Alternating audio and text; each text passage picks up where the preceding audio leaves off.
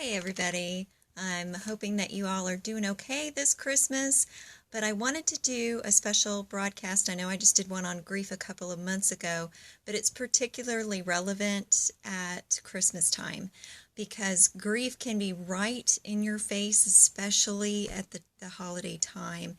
And for those who have recent fresh losses, it can be incredibly difficult to get through the holidays, and people can feel sometimes even as if they don't belong in the midst of a culture that insists on cheer.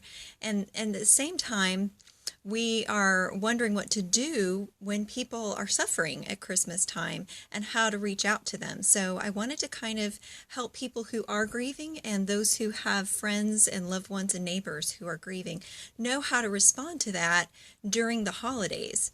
And it's especially difficult when someone has had a loss at Christmas time.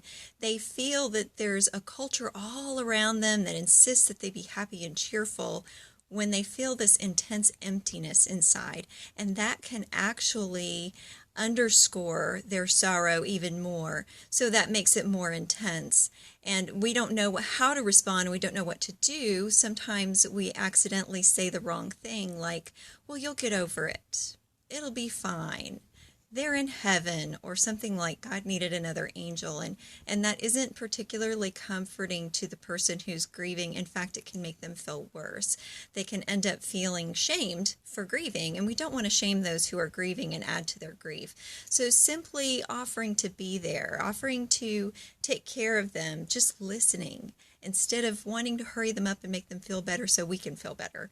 That's the important thing. Just be with someone in their grief and understand that it's okay for them to be sad, and tell them so. It's okay to be sad. It's okay to mourn. In fact, I want to look again at what Christmas really means. In fact, Christmas was not all about cheer and whistles and bells necessarily. When Christ came to the earth, he came in the midst of the darkest moments of history. The people of God had not heard from a prophet for 400 years. It was a dark time. That's why we set our Christmas celebration in winter, even though we don't historically know what time of the year Jesus was born for sure.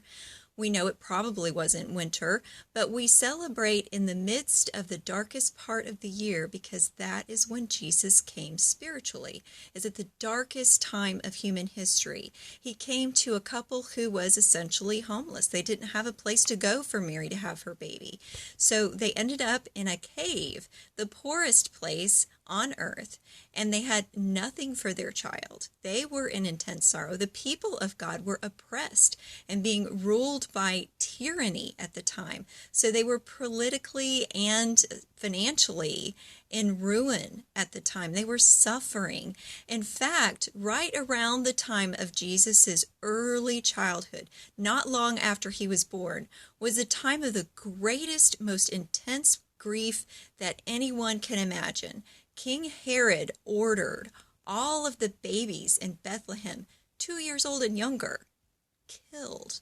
Can you even imagine the intense suffering of an entire community whose little children were slaughtered, ripped from their arms, and slaughtered in front of them? People right now who have lost children are feeling as if they don't belong in Christmas. They don't belong at this time of the year, when in fact, this was part of the suffering of the original Christmas, was the loss of a child, the loss of your dearest heart, your most precious loved one. That was part of the original atmosphere of Christmas. So God is with you in your suffering. In fact, he projected being there in the midst of the suffering of his people that he so dearly loved way back in Jeremiah 31:15. Many hundreds of years before this even happened.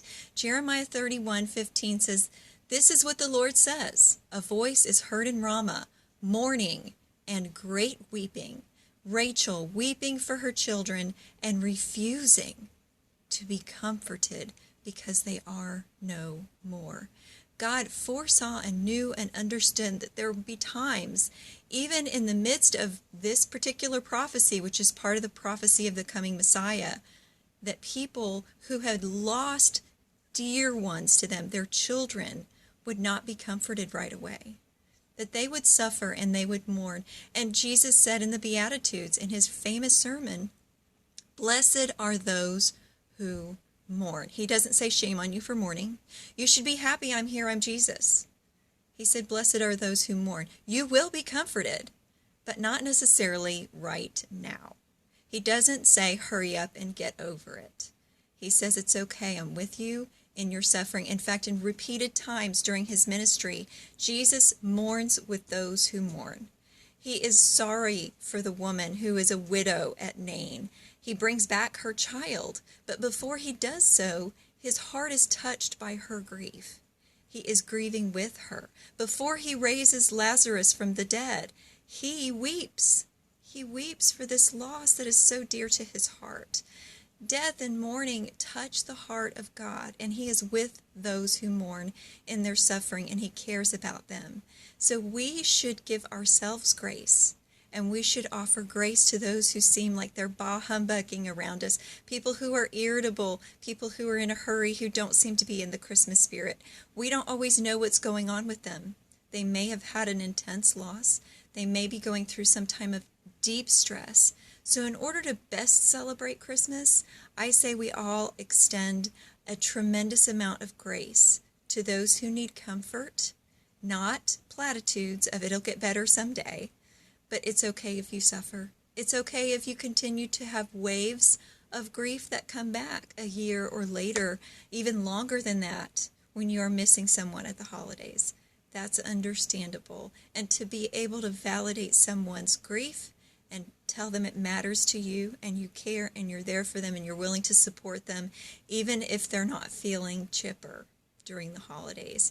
So be there for those who need you to be there. That would be being Christ's light in the world this Christmas. So share his love, even in the times when it isn't a cheerful song and it's instead a mournful tune, like "In the Bleak Midwinter," long ago.